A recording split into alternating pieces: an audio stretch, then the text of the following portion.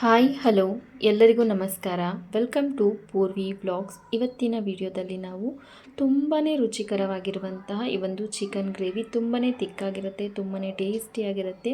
ಒಂದು ಸರಿ ಮಾಡಿ ನೋಡಿ, ಪ್ರತಿ ಸಲ ಇದೇ ರೀತಿಯಲ್ಲಿ ಮಾಡ್ತೀರಾ, ಅಷ್ಟೊಂದು ಟೇಸ್ಟಿಯಾಗಿರುತ್ತೆ. ಮೊದಲಿಗೆ ಒಂದು ಪ್ಯಾನ್ಗೆ ಒಂದು 2 ಟೇಬಲ್ ಚಮಚದಷ್ಟು ಎಣ್ಣೆಯನ್ನು ಸೇರಿಸ್ಕೊಂಡಿದ್ದೀನಿ.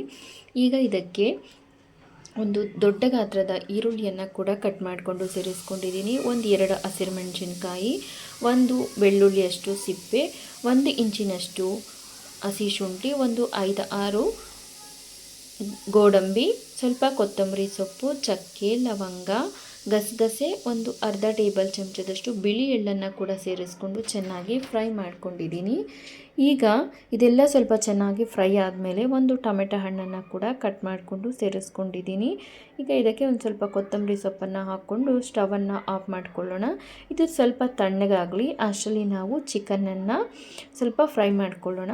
ಈಗ ಒಂದು ಪ್ಯಾನ್ಗೆ ಮತ್ತೆ ಒಂದು 3 ಟೇಬಲ್ ಚಮಚದಷ್ಟು ಎಣ್ಣೆಯನ್ನು ಸೇರಿಸ್ಕೊಂಡು ಒಂದು ಸ್ವಲ್ಪ ಜಜ್ಜಿಕೊಂಡಿರುವಂತಹ ಬೆಳ್ಳುಳ್ಳಿಯನ್ನು ಸೇರಿಸ್ಕೊಂಡ್ರೆ ಫ್ಲೇವರ್ ಅನ್ನೋದು ಚೆನ್ನಾಗಿರುತ್ತೆ. ಈಗ ಇದಕ್ಕೆ ಒಂದು ಸ್ವಲ್ಪ ಕರಿಬೇವಿನ ಸೊಪ್ಪನ್ನು ಕೂಡ ಸೇರಿಸ್ಕೊಂಡು ಇದೊಂದು ಸ್ವಲ್ಪ ಫ್ರೈ ಆಗಬೇಕು. ಸ್ವಲ್ಪ ಫ್ರೈ ಆದಮೇಲೆ ನಾನಿಲ್ಲಿ ಸುಮಾರು 1 kg ಆಗೋಷ್ಟು ಚಿಕನ್ಗೆ ರೆಡಿ ಮಾಡ್ಕೊಂಡಿರುವಂತಹ ಮಸಾಲೆ, ನಾವು ಆಲ್ರೆಡಿ ಒಂದು ಕಂಪ್ಲೀಟ್ ಆಗಿರುವಂತಹ ಒಂದು ಕೋಳಿನ ತೊಗೊಂಡು ಅದರಲ್ಲಿ 1 kg ಸಪ್ರೇಟ್ ಮಾಡ್ಕೊಂಡಿದ್ದೀನಿ.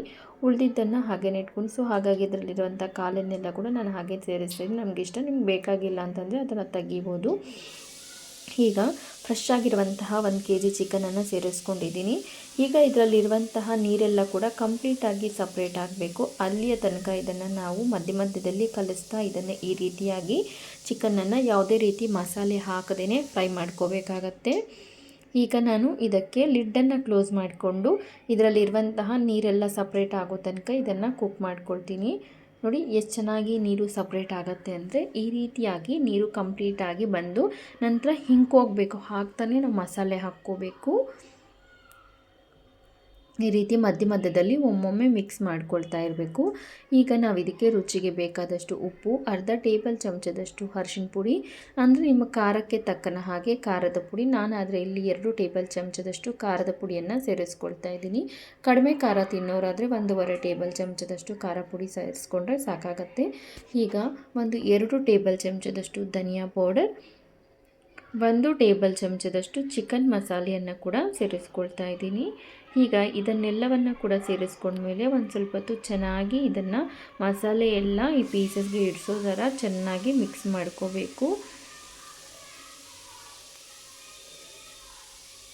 ಈ ರೀತಿಯಾಗಿ ಚೆನ್ನಾಗಿ ಈ ಪೀಸಸ್ಗೆಲ್ಲನೂ ಈಗಲೇ ಮಸಾಲೆ ಹಾಕೋಕ್ಕಿಂತ ಮೊದಲು ಈ ಒಂದು ಮಸಾಲೆ ಪೌಡರ್ಸನ್ನು ಹಾಕ್ಕೊಂಡ್ರೆ ಚಿಕನ್ನು ಚೆನ್ನಾಗಿ ಈ ನೀರಿನಲ್ಲಿ ಕುದಿದಾಗ ಈ ಮಸಾಲೆ ಎಲ್ಲ ಚಿಕನ್ ಗ್ರೇವಿಯ ಒಳಗಡೆ ಹೋಗಿ ಚಿಕನ್ ಅನ್ನೋದು ತುಂಬಾ ಟೇಸ್ಟಿಯಾಗಿರುತ್ತೆ. ಒಳಗಡೆಯಿಂದ ಕೂಡ ಸಪ್ಪಗೆ ಇರೋದಿಲ್ಲ. ಈಗ ಮುಚ್ಚಳನ್ನು ಮುಚ್ಚಿಕೊಂಡು ಇದನ್ನು ಮತ್ತೆ ಒಂದು 5-6 ನಿಮಿಷ ಚೆನ್ನಾಗಿ ಬೇಯಿಸ್ಕೊಳ್ಳೋಣ. ಈಗ ನಾವು ಮೊದಲೇ ಫ್ರೈ ಮಾಡ್ಕೊಂಡಿರುವಂತಹ ಈ ಒಂದು ಮಸಾಲೆ ಅಂದರೆ ಪೇಸ್ಟ್ ಮಾಡ್ಕೋಬೇಕಲ್ವ, ಇದು ಕಂಪ್ಲೀಟಾಗಿ ತಣ್ಣಗಾಗಿದೆ. ಈಗ ನಾನು ಇದನ್ನು ಒಂದು ಮಿಕ್ಸರ್ ಜಾರ್ಗೆ ಸೇರಿಸ್ಕೊಳ್ತಾ ಇದ್ದೀನಿ.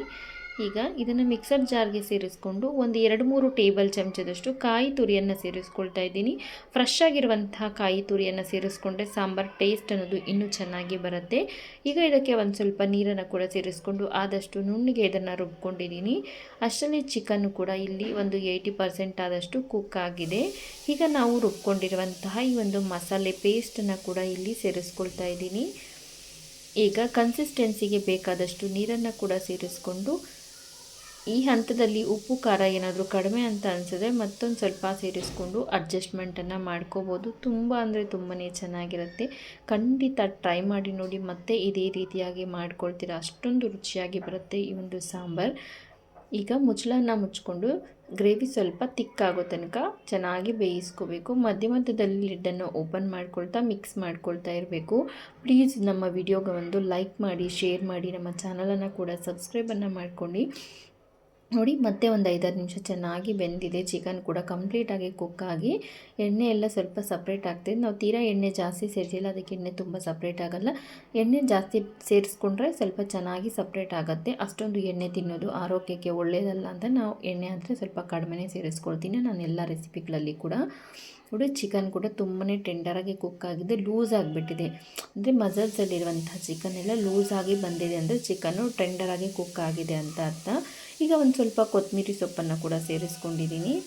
ಒಳ್ಳೆ ಘಮ ಬರ್ತಾ ಇದೆ, ತುಂಬಾ ಟೇಸ್ಟಿಯಾಗಿರುತ್ತೆ ಇದು. ಅನ್ನ ಜೊತೆ ಮುದ್ದೆ ಜೊತೆಗಂತೂ ಸೂಪರ್ ಆಗಿರುತ್ತೆ. ಖಂಡಿತ ಟ್ರೈ ಮಾಡಿ ನೋಡಿ.